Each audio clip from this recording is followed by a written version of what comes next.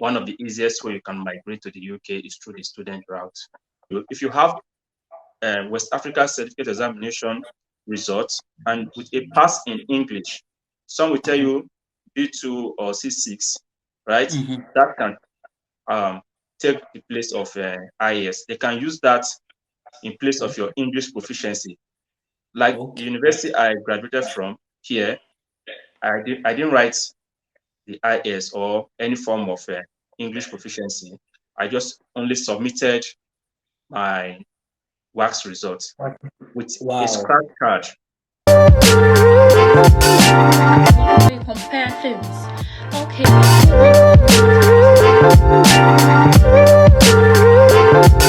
Hello everyone, welcome back to my channel, Migrate with Ease, where you get all your UK process and UK immigration videos and content. I have today one of my colleagues.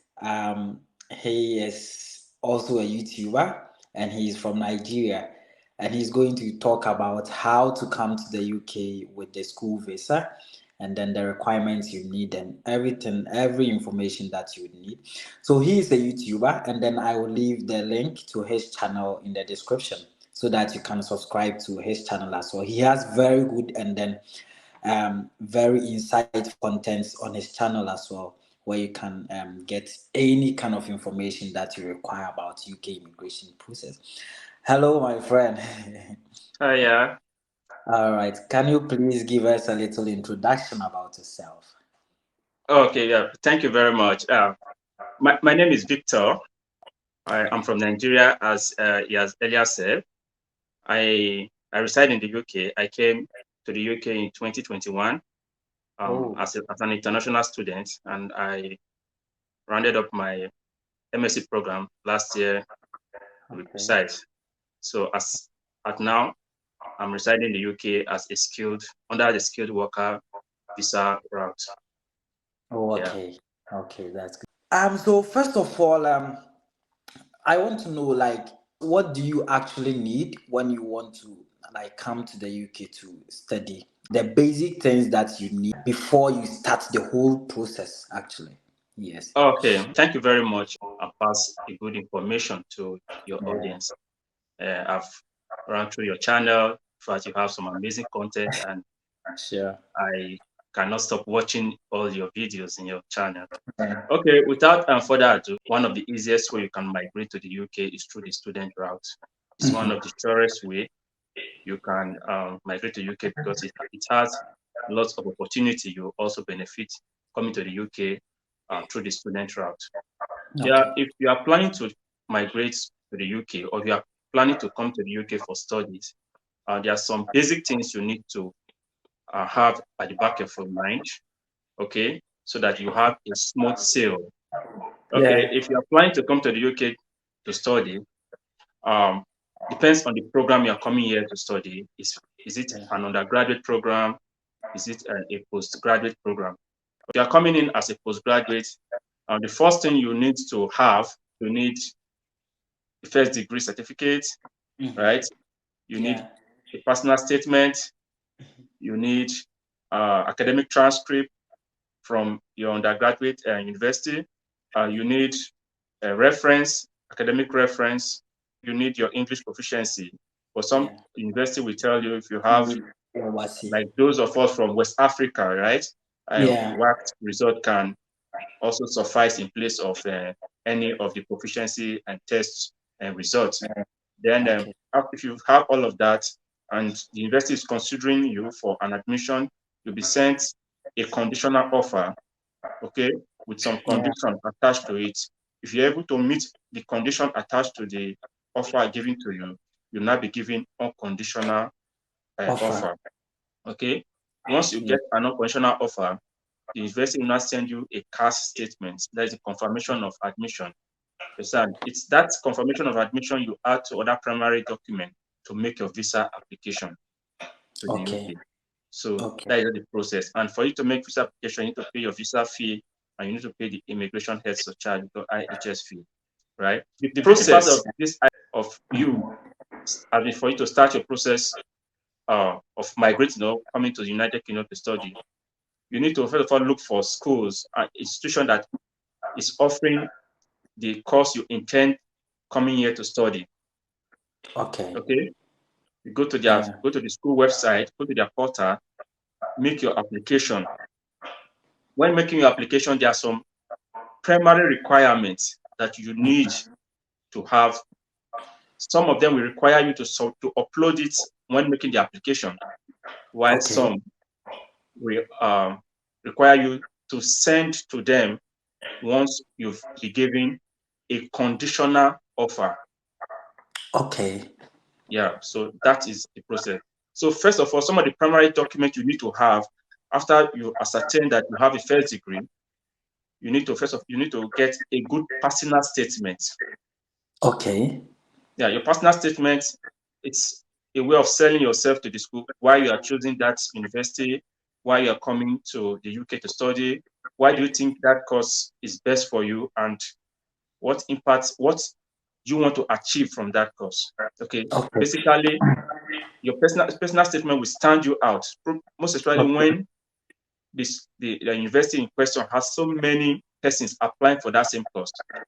Your personal statement, it's a document that will sell you out after your class of degree.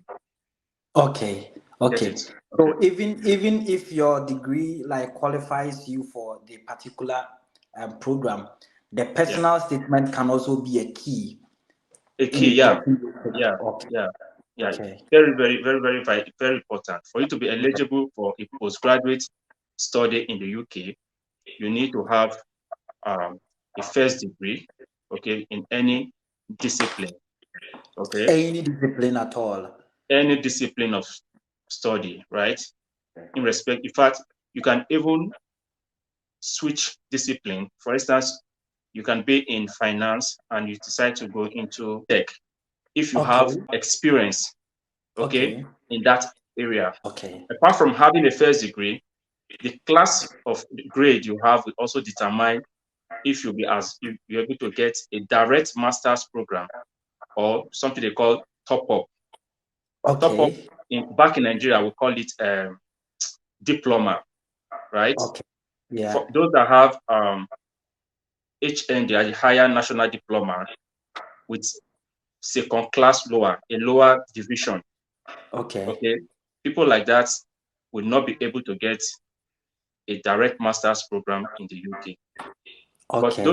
those that have third class, there are some Mhm. few universities that can accept those with third class for a direct master's program, but they are very Right. few, right? Okay. You need to have a first degree, either with a second class upper, first class, and the like. But the minimum of second class upper for you to be able to get a direct master's program. But Okay. like I just said, few institutions, Yes. few Yes. universities accept third class, Plus. Okay. right? But Yes. majority of university accept minimum second class lower. And Okay. also, there are some courses that you cannot even get with second class lower. They will tell you you must be 2-1 before you be able to get Okay. them. But I can say 90% of the courses you can get them with a second class lower. Like Yes. those coming for now, because of the rate at which people are coming in, you can find Yeah. that in a course, 2,000 persons might apply for the same course, right? Yeah. That's true. And Yes. of course, the university cannot absorb everybody. Maybe probably Yes. their holding capacity is 500, for Yes. instance. So that's why they will now have to narrow down what class of grade do you have. Is it a first class? Is it 2-1 or is it 2-2? That's where it comes into play. Then academic reference. You will need, some Okay. school will tell you they need 2 academic reference, while some institution will tell you 1. But most Okay. of the school will definitely tell you to provide 2 academic reference.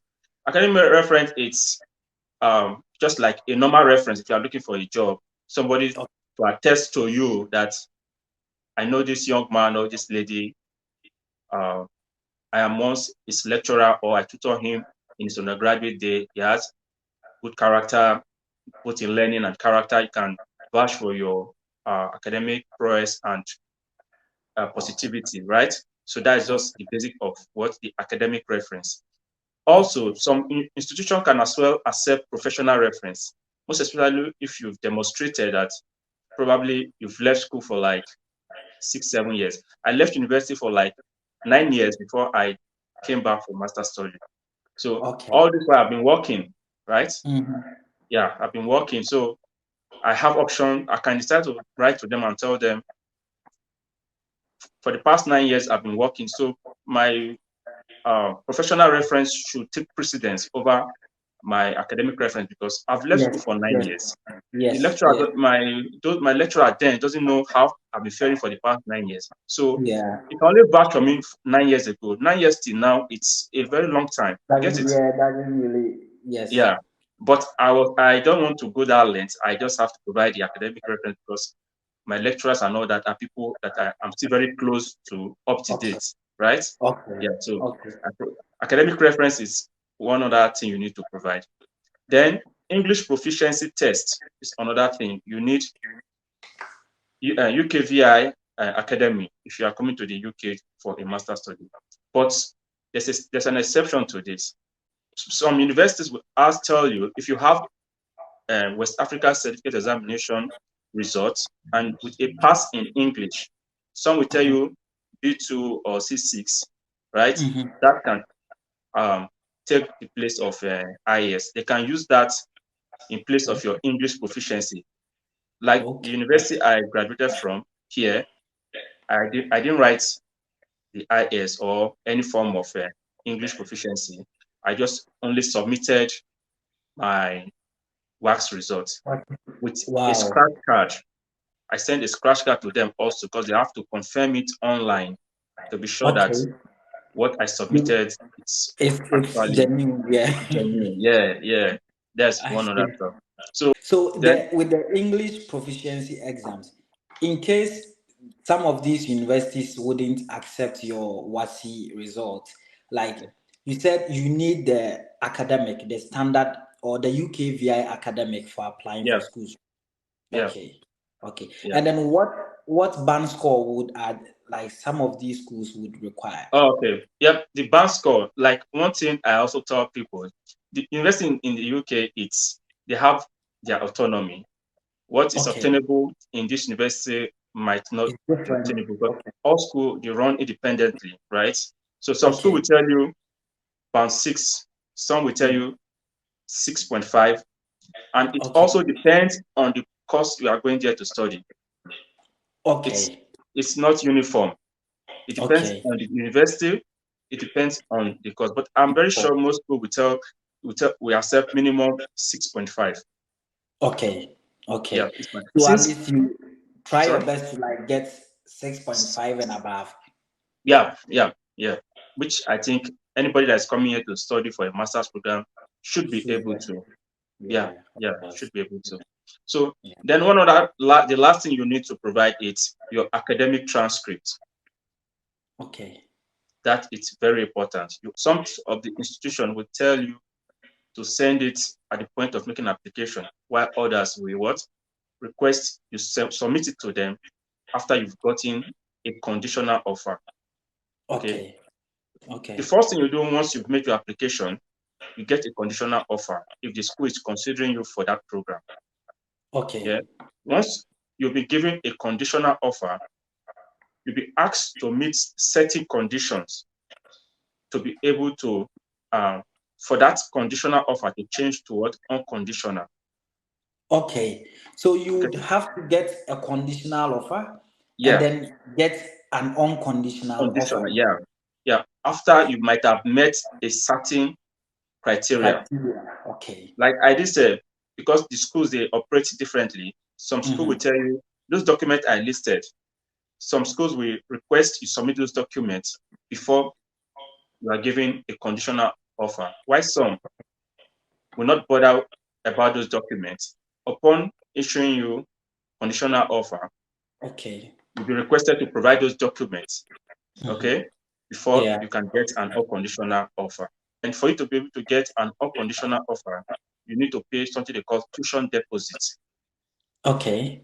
Yeah, you need to pay your tuition deposits to, together with any other um, requirement, any other documents they require you to submit, so you can get what a unconditional offer. Okay. Yeah, So in this instance where you are being asked to like make payments, yeah, this stage is quite critical.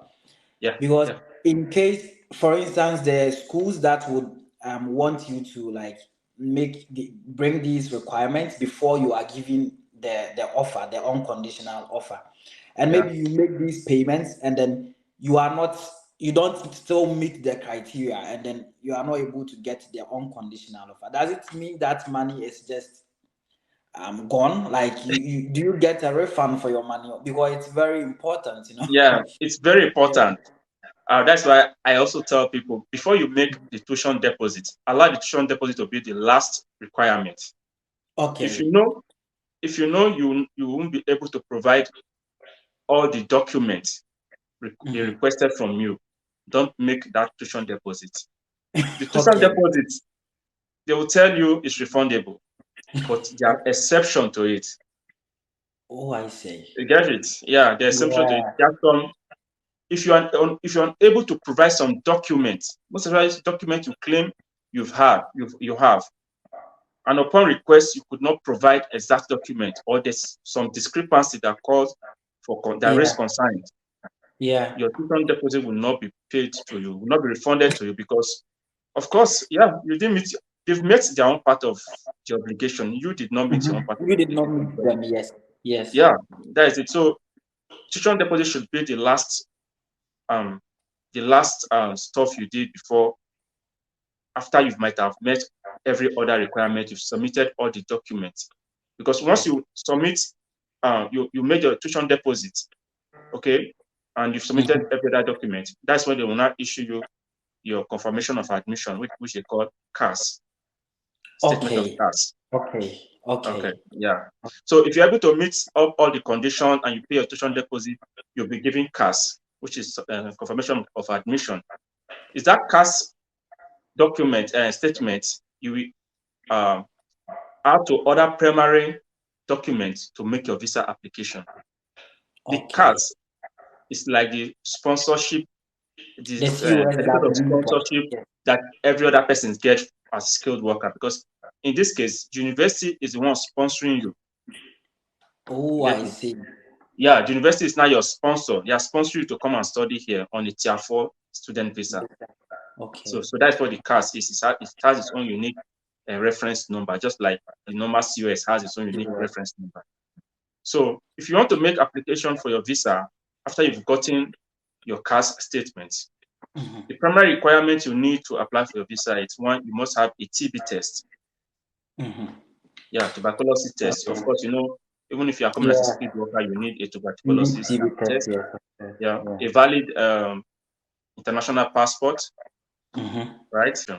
Then when making the application, you pay your visa fee. There's something you call high HS fee. That is the immigration health surcharge, right? You need to pay your IHS fee.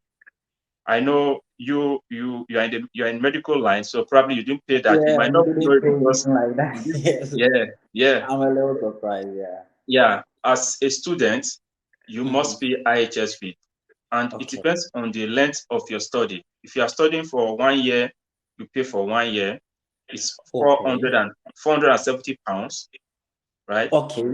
Yeah, it used to be about seven something before now, but I think they reduced it about two, three times. So But now it's as of today, it's 470 pounds per year. So that's if your program is within 1 year and 6 months, all right, you have to pay for yeah. 2 years. But if your program is 1 year, 6 months and 1 day, you pay for 2 years. Wow.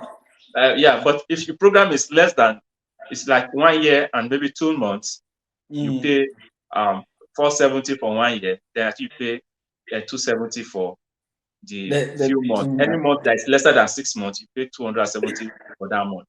So Wow. that is how it is. And of course, most program is either it's 1 year or Mm-hmm. 1 year, but at most of them it's more than 1 year, 6 months. 1 So year. Yeah. yeah. So it's either you're paying 470 or you're paying times two of that if your program exceeds one academic year. So surcharge, in fact, it's mandatory, because without paying that, you cannot move forward with your application. That's how it is. Yeah, you need to pay it before you can be able to think of want to book dates for biometrics and all that. Because if you didn't pay, you won't be able to. If your visa is denied, that means that money is gone as well. No, if your visa is denied, right, your surcharge fee will be refunded back to you, but your visa fee has gone and gone forever. Oh my God! I'm telling you, if once your application is denied, right, IHS fee will be refunded, but visa fee is not refundable. That has that has been set, right? The beauty part of this IHS fee is, if you arrive in the UK as an international student and you are working in health and care sector, you can also reclaim that amount, right, in 2 installments. Oh, right? okay. Yeah. Okay. If you work first 6 months, you apply using the payslip you used in working in that sector, right? You can claim. What the requirement is, if you're able to prove that you are working minimum 16 hours per week for 6 months. Yeah, minimum 16 hours per week for 6 months. You're eligible to claim your immigration surcharge. All right. So I was just about asking, like, because the school sends you the confirmation of admission, which means Yeah. like literally they are sponsoring you. Does it Yeah. mean they take some charge off your tuition fees and stuff? So like, you still pay full tuition fees and No. everything. Okay. The tuition deposit, once you are sent a conditional offer, usually part of the condition is for you to pay your tuition deposit. Take for instance, if your tuition is £10,000 for the full session, and you're asked to pay 3,000 tuition deposits, right? Once you pay the tuition deposit, that will be net off the total sum. So you are left with £7,000. Okay. So before you before you be registered for the course, note, the 3,000 you paid is tuition deposit, right? As part of the condition for you to be given unconditional offer. So usually the school will tell you, before you be registered for that program, you need to pay minimum a certain amount. Depends on the instrumental payment. Some school has 2 instrumental payments, some has 3 instrumental payments, right? Yeah. Okay, take for instance, university that has 2 instrumental payments, right? 50% before enrollment, 50% after first trimester, right?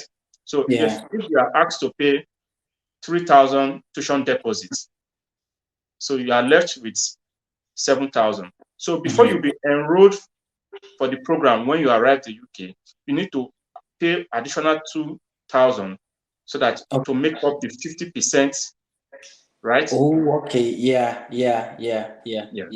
Before you can be enrolled for the course. Then you are left with the 50%. Yeah.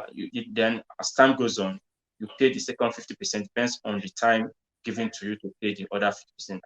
Like when I came to University of Hull, you have 3 instrumental payments, right?